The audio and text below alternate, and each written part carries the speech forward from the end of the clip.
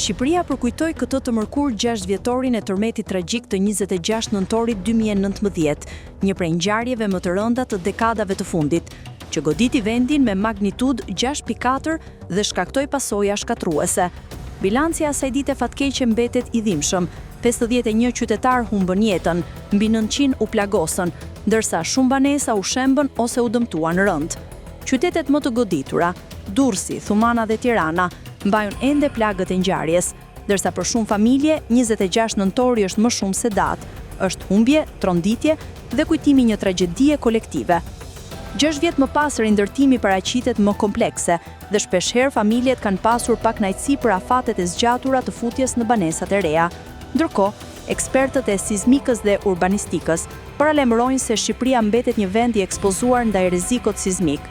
Raportet ndërkombëtare theksojnë se standardet e reja të ndërtimit janë forcuar ndjeshëm pas vitit 2019, por ndërtesat e vjetra, sidomos ato të ndërtuara para viteve 90, vijojnë të përbëjnë rrezik serioz për popullsinë, veçanërisht në zonat urbane të dendura.